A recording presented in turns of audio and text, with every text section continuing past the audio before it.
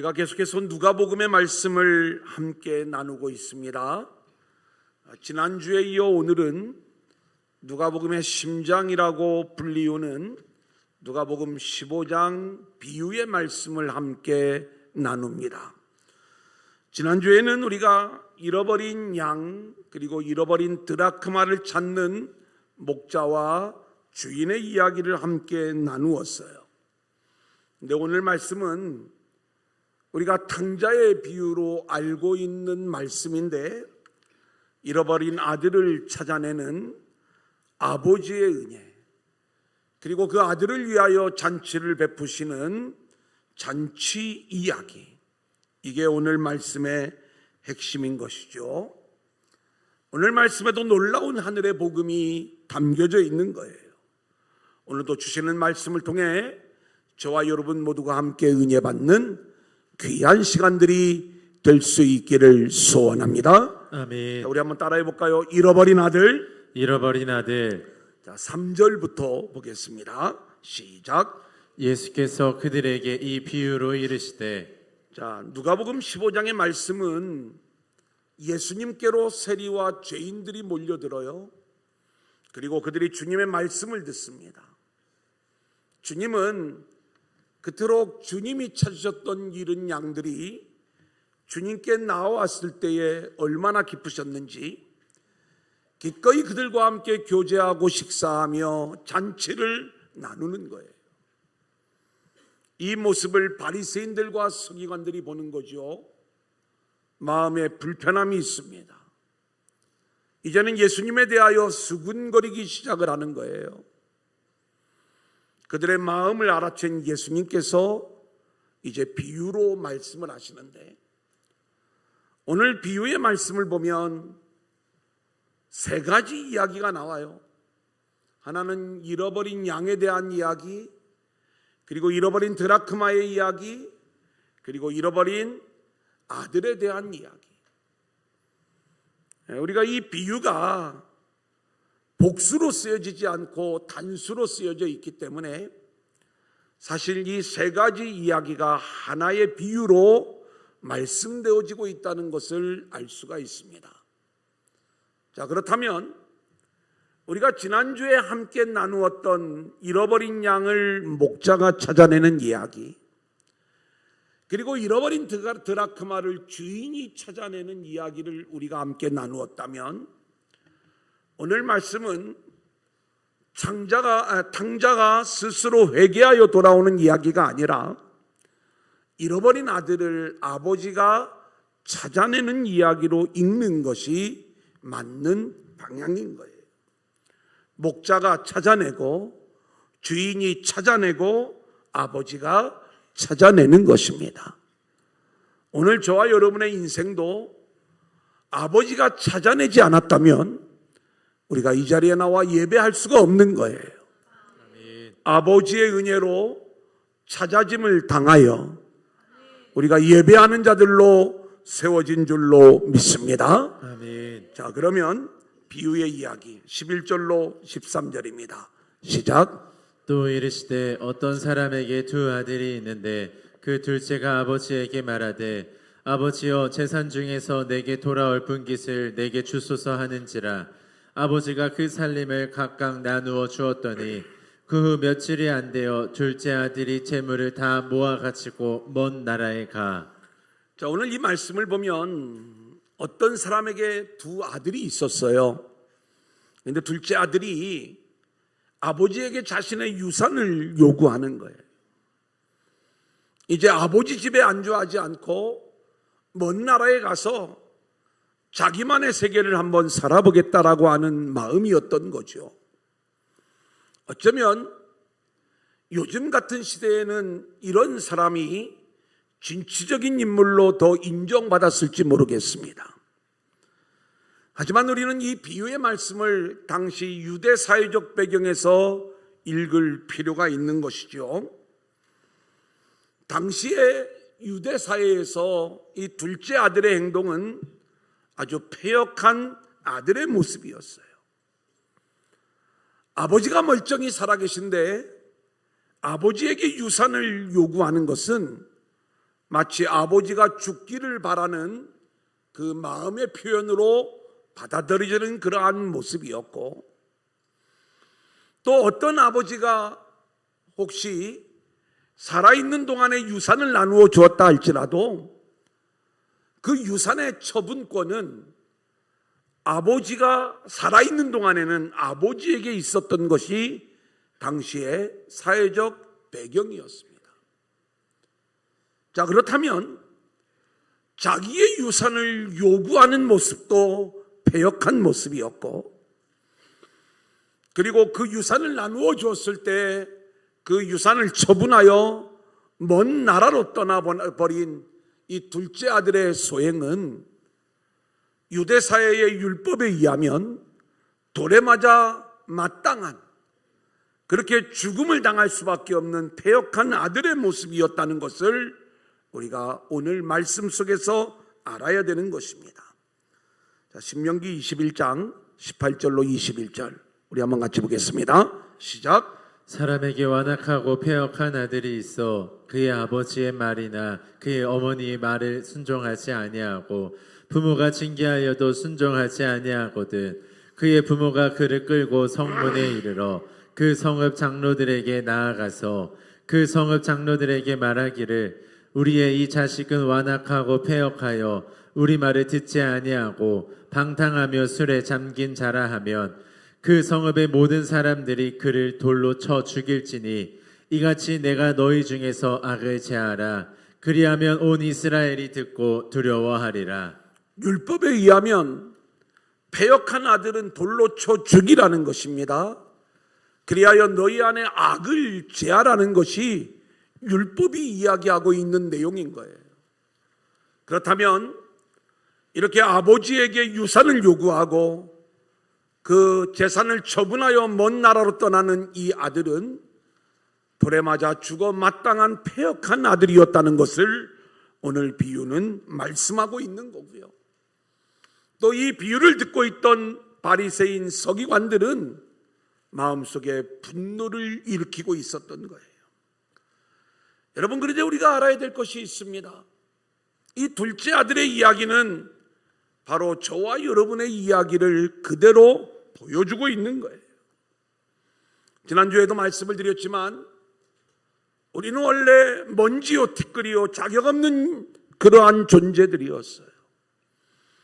그러한 우리를 하나님이 취하여 생기를 불어넣어 주시고 우리를 구원받은 하나님의 영광을 담은 그러한 생명으로 만들어 에덴이라고 하는 하나님 나라에 우리를 존재케 하셨던 거죠. 자, 그런데 이 에덴 동산을 살아가는 비밀은 내가 이 에덴을 살아가는 것은 내 수고와 내 노력과 내 열정으로 살아가는 게 아니라 나는 자격이 없지만 전적인 하나님의 은혜로 내가 이 에덴을 살아가는 것입니다. 하나님이 없으면 나는 에덴에 들어올 자격조차도 없는 존재입니다. 이것이 선악과라고 하는 나무의 열매에 담겨 있었던 거예요. 근데 우리 인간은 하나님의 은혜 없이 살아보겠다고, 그리고 내 수고와 내 노력으로 성공해 보겠다고 결국 선악과 나무의 열매를 따먹어버리고 하나님의 은혜를 거절하며 먼 나라로 떠나버린 인생이 바로 저와 여러분의 인생임을 보여주는 비유의 말씀이 오늘 비유의 이야기인 거예요. 자, 그런데 선악과를 따먹은 우리 인간을 하나님이 에덴에서 내어 쫓으셨던 것처럼 오늘 이 아들을 먼 나라로 떠나보내게 하는 것은 아들이 스스로 떠난 줄 알지만 어쩌면 아버지께서 그 아들의 떠나감을 허락하고 있는 장면이에요. 볼까요? 12절 하반절부터 13절입니다. 시작. 아버지가 그 살림을 각각 나눠 주었더니 그 후 며칠이 안 되어 둘째 아들이 재물을 다 모아 가지고 먼 나라에 가 거기서 허랑방탕하여 그 재산을 낭비하더니, 아버지의 유산을 요구하는 둘째 아들의 행동에 아버지는 분명히 아버지로서의 행동을 할 수가 있었습니다. 이 나쁜 놈, 이 패역한 아들아, 내가 이렇게 두 눈 부릅뜨고 살아있는데 유산을 요구해? 네 아비가 죽기를 원하는 거니? 너는 지금 아버지와 함께 사는 은혜가 얼마나 귀한 것인 줄 너는 모르니? 얼마든지 이야기하면서 이 아들을 징계할 수 있었어요. 율법대로 이 아들을 성읍 사람들에게 내어주고 결국 돌에 맞아 죽게 하는 그러한 심판을 아버지가 할 수 있었던 거예요. 내 아버지는 둘째 아들의 요구를 들어줍니다. 살림을 나누어 주는 거예요. 아버지는 알았어요. 이 둘째 아들이 결국 이 유산을 나누어 주면 그것을 가지고 먼 나라로 가서 생활할 때에 결국 탕진하게 될 것이다. 망하게 될 것이다. 비참하게 될 것이다. 알면서도 그 길을 허락하시는 거예요. 이유가 있죠. 여러분, 이것은 마찬가지로 하나님이 우리를 창조하신 후에 에덴에 선악과를 심으셨어요. 이 선악을 알게 하는 나무는 에덴을 살아가는 비밀이라고 말씀을 드렸죠. 하나님의 은혜가 아니면 나는 이 나라에 들어올 수 없습니다. 그 고백이 그 선악과 나무의 열매에 담겨 있다고 말씀을 드렸습니다. 하나님이 우리에 대하여 이 말씀을 하십니다. 너희들이 이 동산의 모든 것들을 다 누려도 좋은데 이 선악을 알게 하는 나무의 열매를 따먹으면 정령 죽으리라. 아니, 그렇게 위험한 나무라면 왜 동산 중앙에 두셨을까? 그것은 어쩌면 먹으면 죽지만 그럼에도 불구하고 우리가 놓치지 말아야 될 것, 아버지 집을 살아가는 비밀이 있는데 그것은 전적인 아버지의 은혜입니다. 우리가 아버지의 은혜를 고백하며 아버지의 영광을 드러내는 자들로 세워지는 것, 이게 아버지의 뜻이었기 때문에 동산 중앙에 그 나무를 심어 놓으셨던 거예요. 하나님은 우리 인간이 그 나무의 열매를 따먹을 줄 아셨어요. 그래서 이미 창세전에 그리스도 안에서 우리를 구원하실 계획을 세워 놓으셨던 거죠.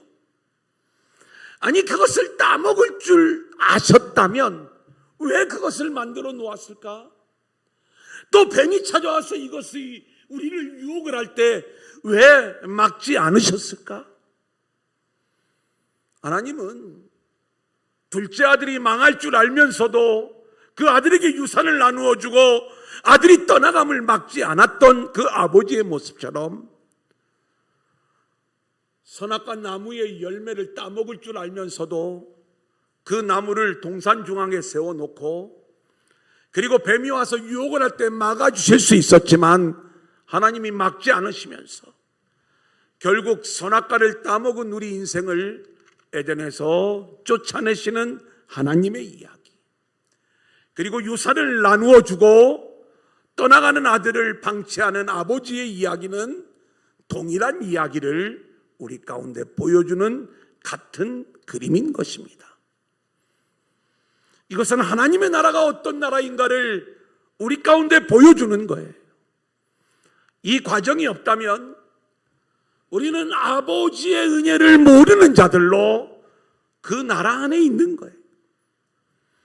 하나님이 우리에게 원하시는 단 한 가지가 있다면 그것은 우리 안에 하나님의 형상, 하나님의 영광을 담았는데 우리가 그럴 만한 자격이 없음에도 불구하고 하나님은 기꺼이 우리에게 그 형상과 그 영광을 담아주시면서 우리가 그렇게 아버지의 은혜 안에서 아버지의 영광을 드러내는 자들로 세워지기를 원하셨던 거예요. 그래서 우리가 믿음 안에서 살아간다라고 이야기할 때 바리새이나 서기관들처럼 자기를 증명하고 자기 자격을 주장하며 살아가는 것은 하나님 나라에 맞지 않는 모습인 걸 알려주시는 거예요.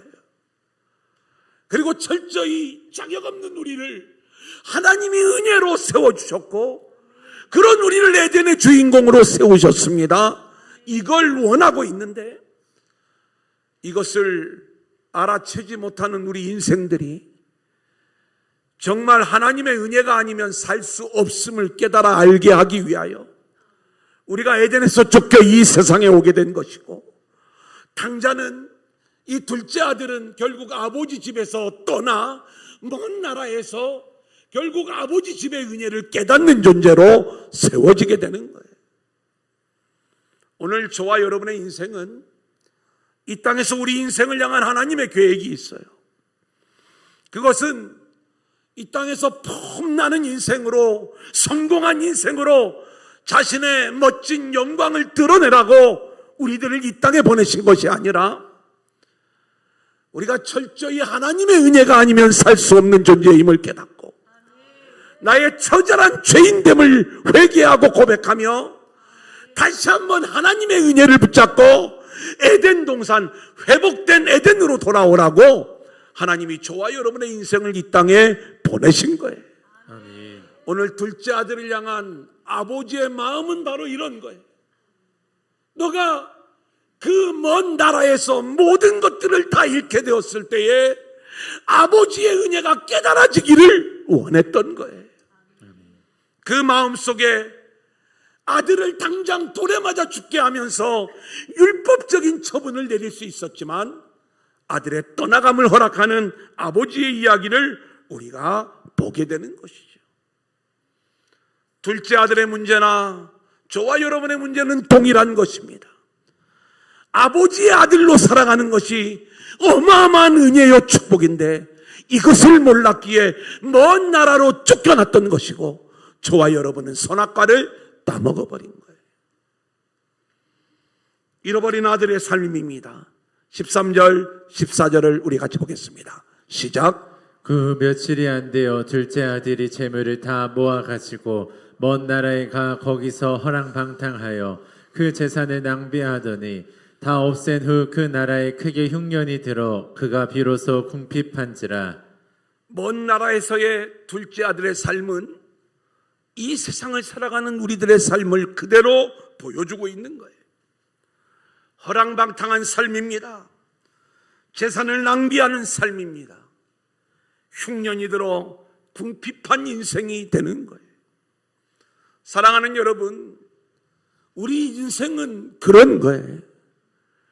우리가 하늘에서 하나님의 은혜로 살아가야 될 저와 여러분이 그 은혜를 거부하고 이 땅에 태어난 존재가 되었을 때 저와 여러분의 인생은 허랑방탕한 인생이요, 낭비하는 인생이요, 흉년이 든 인생이요, 궁핍한 인생임을 우리는 알아야 되는 거예요. 먹고 살만하다고요? 세상에 아직 재미가 있다고요? 아니에요. 하나님은 끝까지 저와 여러분을 이 땅에서 나중에는 몸 손가락 하나 까딱할 수 없는 존재로 밀어 넣으시는 거예요. 오늘 이 둘째 아들은 결국 어떤 모습으로 되어지는가? 15절 16절의 말씀 우리 한번 같이 읽겠습니다. 시작. 가서 그 나라 백성 중 한 사람에게 붙여 사니 그가 그를 들러보내어 돼지를 치게 하였는데 그가 돼지 먹는 쥐염 열매로 배를 채우고자 하되 주는 자가 없는지라. 여러분, 우리는 이 이야기를 그냥 표면적으로만 생각을 해가지고 궁핍한 인생이 되니까 누구도 도와주지 않고 뭔가 먹고는 살아야 되겠고 어쩔 수 없이 돼지 치는 집에 들어가서 돼지를 치면서 쥐염 열매로 자기 허기를 채웠다. 이렇게 우리가 이 내용을 읽으면 우리는 이 내용이 주는 진짜 복음의 이야기를 놓쳐버리게 되는 거예요. 여러분, 유대인에게 돼지는 부정한 짐승입니다. 그리고 이 돼지를 치는 일은 저주받은 인생임을 보여주는 모습이에요. 그러니까 지금 단순히 가난해졌다, 먹고 살기가 어려워졌다, 그래서 돼지치기가 되었다, 결국 쥐염 열매로 배를 채우기를 원하지만 그것마저도 없어서 먹지 못하는 인생이 되었다. 우리가 이 내용을 그렇게 읽을 것이 아니라 결국 우리가 하나님을 거역하고 선악과를 따먹어 이 땅에 쫓겨난 저와 여러분의 인생의 모습이 어떤 모습인가를 알려주는 거예요. 이 땅에서 물론 성공한 사람들이 있어요. 어떤 사람은 권력을 쥔 사람들이 있어요. 어떤 사람들은 남보다 좀 나은 모습을 보여주면서 살아가는 인생들이 있어요. 하지만 원래 그 어떤 모습으로 우리가 살아간다 할지라도 하늘의 아버지의 아들로 살아가던 우리가 이 땅을 살아가는 것은 결국 돼지치기로 살아가는 인생이고, 우리가 아무리 화려한 음식을 먹는다 할지라도 그것은 하늘의 양식에 비하면 결국 짐승이나 먹을 수 있는 쥐염 열매에 불과하다는 것, 우리는 이것을 놓치지 말아야 되는 거예요.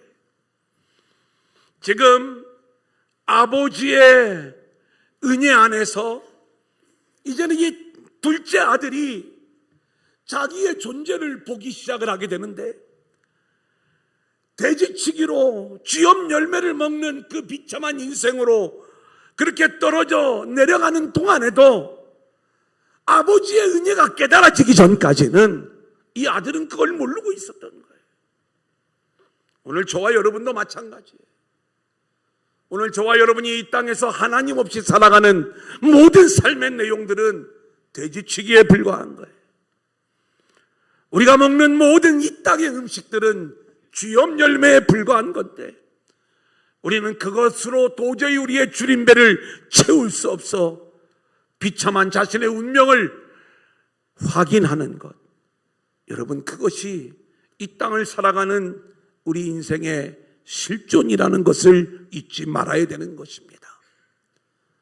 이러한 우리를 다시 찾아내시는 게 아버지고 하나님이신 줄로 믿습니다. 아멘. 우리 두 번째 한번 따라합니다. 하늘의 잔치. 하늘의 잔치. 17절 우리 한번 같이 읽어볼까요? 시작. 이에 스스로 돌이켜 이르되 내 아버지에게는 양식이 풍족한 품꾼이 얼마나 많은가. 나는 여기서 줄여 죽는구나. 자, 우리말 번역에 이 둘째 아들이 스스로 돌이켰다 이렇게 표현이 되어져 있기 때문에 우리는 이 말씀을 돌아온 탕자의 이야기로 이야기하면서 회개의 주체를 탕자로 생각하는 경우가 많이 있습니다. 하지만 이 번역 자체가 약간은 문제가 있는 거예요.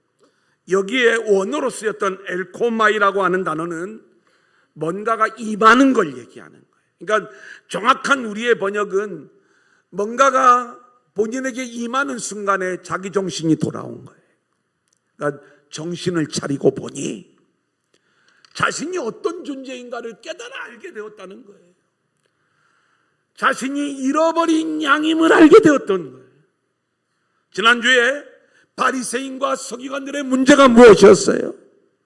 이들은 우리는 길을 잃어버리지 않았다고 생각을 한 거예요. 올바른 길을 가고 있다고 생각을 한 거예요. 그 의인 99마리에 자기들을 두고 있었던 거예요. 그런데 문제는 뭐예요? 나로서는 길이 없다. 나는 길 잃은 양이다.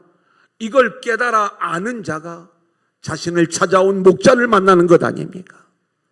마찬가지로 아버지의 은혜가 이 아들을 덮는 순간, 깨달아지는 순간, 이 아들은 제 정신으로 돌아온 거예요. 자신의 잃어버린 상태임을, 자신이 무엇을 잃고 있는지, 무엇을 상실하게 되었는지를 드디어 깨달아 알게 되었다. 이게 뭘 알게 되었는가? 내가 아버지 집에 있을 때 아버지의 은혜를 내가 몰랐구나. 내가 아버지 집에 있을 때 아버지 집의 그 풍요로운 풍성함을 내가 알지 못했구나. 이 정신이 돌아오게 되었다는 거예요. 그러니까 지금 이 둘째 아들이 스스로 뭔가를 깨닫고 돌아오는 게 아니라 아버지의 은혜가 주체가 되어 이 아들을 깨닫게 하고 돌아오게 하는 그 이야기를 우리 가운데 말씀하는 거예요. 이 아들에게 이런 변화가 나타납니다. 18절, 19절, 그리고 21절 계속해서 읽겠습니다. 시작. 내가 일어나 아버지께 가서 이르기를 아버지 내가 하늘과 아버지께 죄를 지었사오니 지금부터는 아버지의 아들이라 일컬음을 감당하지 못하겠나이다. 나를 품꾼의 하나로 보소서 하리라 하고 아들이 이르되 아버지 내가 하늘과 아버지께 죄를 지었사오니 지금부터는 아버지의 아들이라 일컬음을 감당하지 못하겠나이다 하나. 지난주에도 우리가 회개에 대한 말씀을 나누었어요. 우리는 잃은 양 한 마리가 자기가 돌아온 게 아니고 목자가 가서 그 양을 찾아내었는데 이 찾아짐의 사건을 죄인 한 사람이 회개하고 돌아온 것으로 인정을 해주시는 거예요. 동전 하나를 잃어버렸어요. 그 잃은 드라크마를 여주인이 찾아내는 거예요. 주인이 찾아냈는데 죄인이 회개하고 돌아왔다고 인정하면서 잔치가 이루어지는 거예요. 오늘 이야기는 잃어버린 아들에 대한 이야기예요. 우리 인생의 이야기입니다. 여러분, 우리가 죄인이 회개하고 돌아올 수 있나요? 죄인인 것 자체를 모르는데, 그래서 회개하는 그 회개의 영은 우리 안에 성령이 임하셔서, 성령이 우리 안에 찾아오셔서 우리의 마음을 움직여 주실 때 우리는 회개하는 자들로 세워질 수 있음을 말씀을 드리는 거잖아요. 바로 그겁니다. 우리가 요한복음 16장 8절을 보면 그가 와서 죄에 대하여 의에 대하여 심판에 대하여 세상을 책망하시리라. 보혜사 성령이 오셔야 죄에 대하여 우리를 책망하시면서 우리가 죄인임을 깨달아 알게 되는데, 오늘 아버지의 은혜가 이 둘째 아들에게 임하는 순간에 아버지의 한량없는 은혜, 아버지 집의 풍성함이 깨달아지면서 내가 하늘과 아버지께 죄를 지었습니다, 이 고백이 나오게 되는 거예요. 사랑하는 여러분, 내가 뭔 죄를 그렇게 지었다고 죄인이라고 하냐? 아니, 이만하면 되지 않았느냐고. 여러분, 저와 여러분의 인생의 주인은 하나님이시라니까요. 아멘. 근데 하나님의 주인 되심을 내가 인정하지 않고 여전히 내가 내 인생의 주인이 되어 살아갈 때, 그리고 우리가 하나님을 예배한다고 하면서도 여전히 나의 영광, 나의 의를 추구하는 그러한 인생을 살아가게 될 때, 그것은 바로 패역한 아들의 모습의 다름 아님을 오늘 말씀은 계속해서 우리에게 말씀해 주고 있는 거예요. 결국 이 둘째 아들은 자신의 패역함을 깨달아 알면서 이제 죄인됨이 깨달아졌을 때에 아버지께로 돌아오는 겁니다.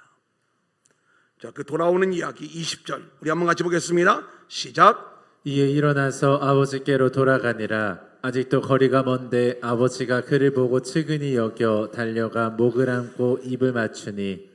예, 이 말씀을 보면 우리가 좀 이 장면을 좀 묵상할 필요가 있어요.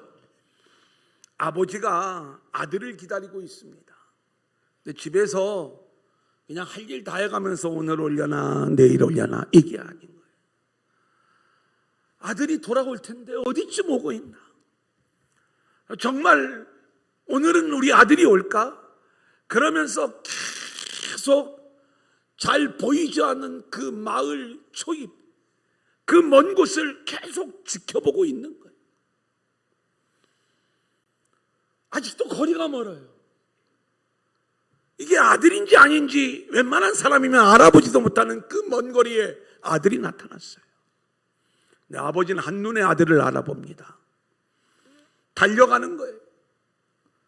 그리고 끌어안고 입을 맞추며 이 아들을 환영하는 거예요. 여러분, 이 아버지가 참 좋은 사람인 모양이다. 그리고 아들을 격하게 사랑하는 모양이다. 우리가 이 정도로만 이 내용을 알면 안 됩니다. 우리는 첫 번째 대지를 함께 나눌 때에 이 아들은 돌에 맞아 죽어 마땅한 패역한 아들임을 말씀을 드렸어요. 이 아버지의 행동에는 이 아들을 살려내는 아버지의 마음이 담겨져 있다는 걸 우리가 알아야 돼요. 만일 이 아들이 이제 아버지의 은혜를 깨닫고 돌아올 때 만일 아버지가 먼저 이 아들을 발견하지 않고 그 성읍 사람들, 그 마을 사람들이 이 아들을 먼저 발견하게 된다면 전부 다 돌을 들고 나올 거예요. 그게 율법이에요. 그래서 돌로 그 아들을 쳐 죽임으로 이게 하나님의 뜻임을 그들은 보여주려고 할 것이 이게 그 성읍 사람들, 마을 사람들의 모습이었을 터인데, 아버지는 그 아들을 살리려고 참 먼 곳에서 나타난, 남들은 알아보지도 못하는 아들을 알아본 이 아버지가 달려가서 그 아들을 끌어안고 입을 맞추면서 그 아들의 죄를 덮어버리시는 거예요. 이게 아버지의 진짜 은혜인 것입니다. 단순히 그냥 죽은 아들 살아났구나 요 정도가 아니라 얼마나 그 아들이 회복되기를, 돌아오기를 기다리셨는가. 그리고 그 아들이 돌아왔을 때 그 견딜 수 없는 그 기쁨, 그리고 혹여 이 아들이 마을 사람들로부터 죽임을 당하거나 또 이제 잔치를 베푸는데 부끄러운 아들로 세워질까봐 내가 이 돌아온 아들을 얼마나 기뻐하는지 잔치를 베풀면서 그 기쁨을 선포하는 아버지의 모습을 우리는 오늘 비유의 말씀을 통해서 볼 수가 있는 거예요. 자, 22절로 24절 우리 한번 같이 보겠습니다. 시작. 아버지는 종들에게 이르되 제일 좋은 옷을 내어다가 입히고 손에 가락지를 끼우고 발에 신을 신기라. 그리고 살찐 송아지를 끌어다가 잡으라. 우리가 먹고 즐기자. 이 내 아들은 죽었다가 다시 살아났으며 내가 잃었다가 다시 얻었노라 하니 그들이 즐거워하더라.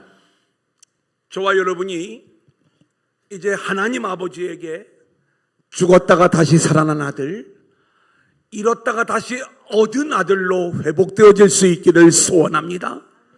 그것은 다름 아닌 거예요. 하나님의 은혜를 거절하고 늘 자기 영광을 위하여 자기 자랑과 자기 수고와 자기 노력으로 살아가던 인생들이 하나님의 은혜 외에는 다른 방법이 없습니다. 그 은혜가 최고입니다. 제가 은혜로만 살아갈 수 있습니다. 이걸 깨닫고 돌아올 때 아버지는 저와 여러분이 돌아오는 그 모습을 죽었다가 다시 살아난 아들로, 잃었다가 다시 얻은 아들로 기뻐하며 그 기쁨을 어찌할 수가 없어서 기꺼이 우리를 위하여 잔치를 베풀어 주시는 거예요.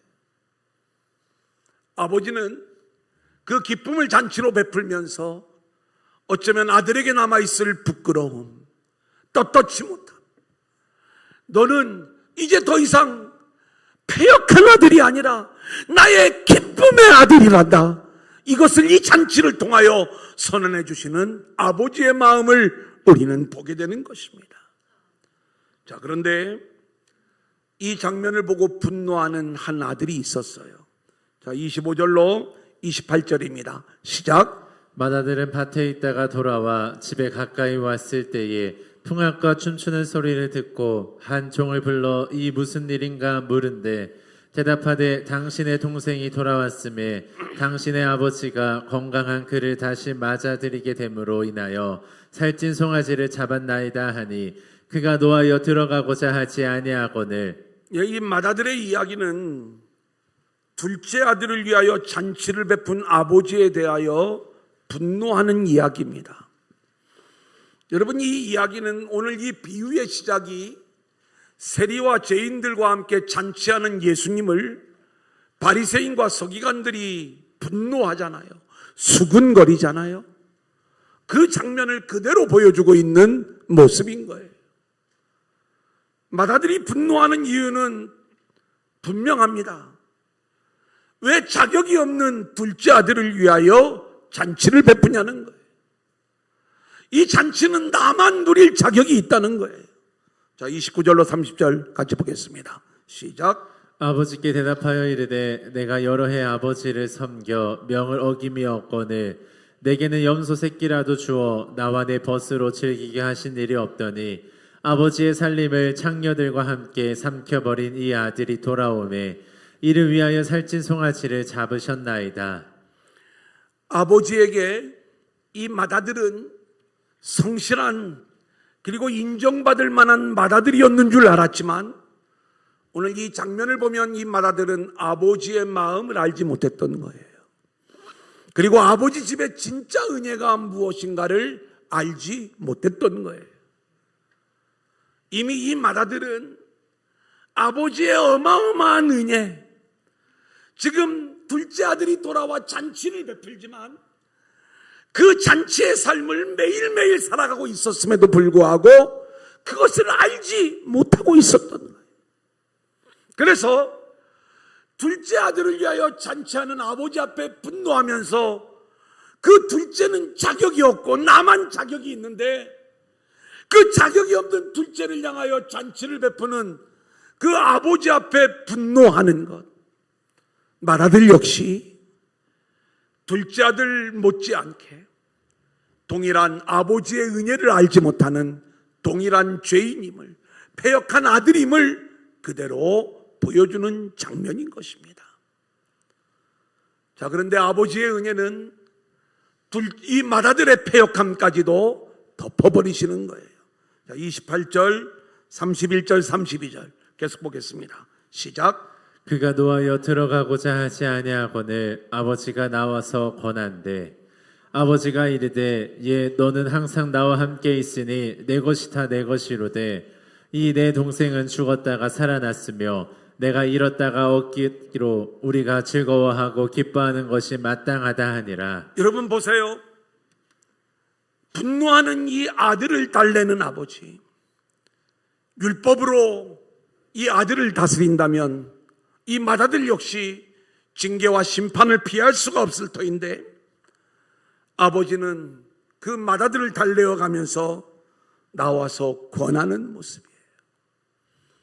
결국 그 잔치의 기쁨을 누리지 못하는 이 아들에게 이런 이야기를 합니다.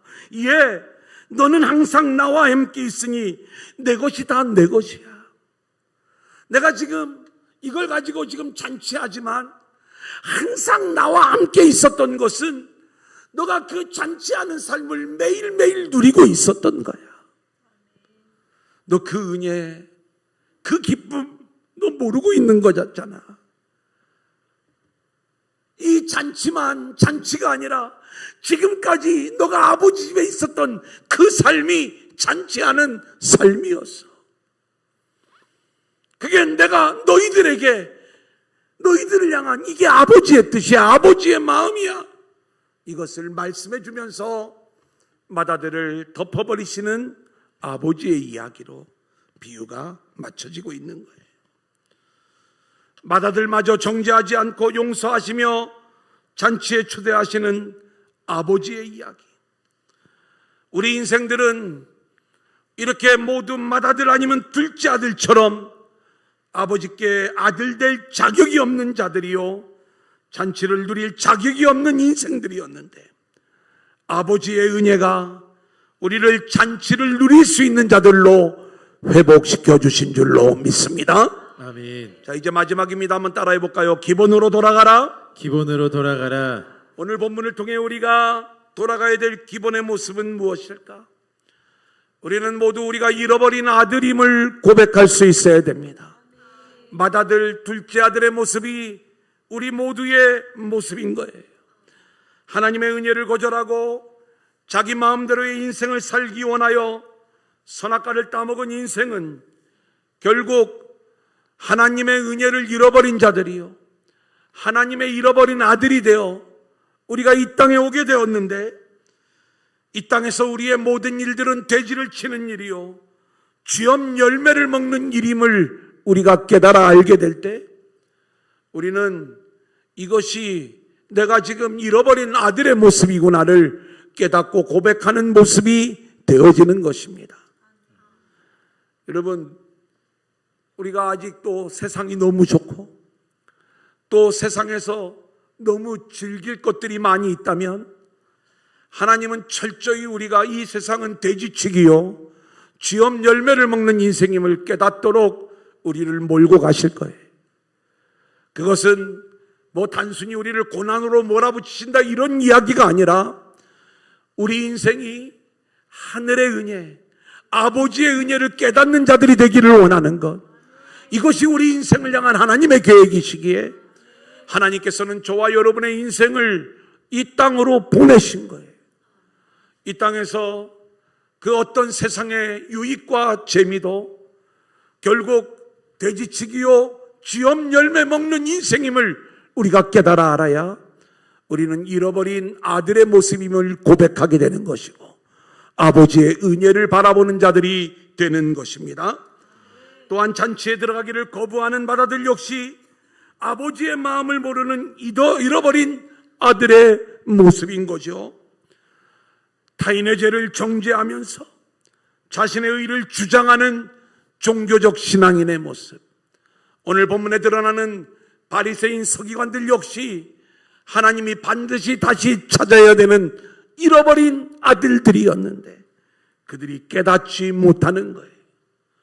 우리가 하나님께 잃어버린 존재들이었음을 고백하면서 하나님의 은혜를 붙잡는 자들로 세워질 수 있기를 소원합니다. 아멘. 두 번째, 우리 한번 따라합니다. 아버지의 은혜를 깨달으라. 아버지의 은혜를 깨달으라.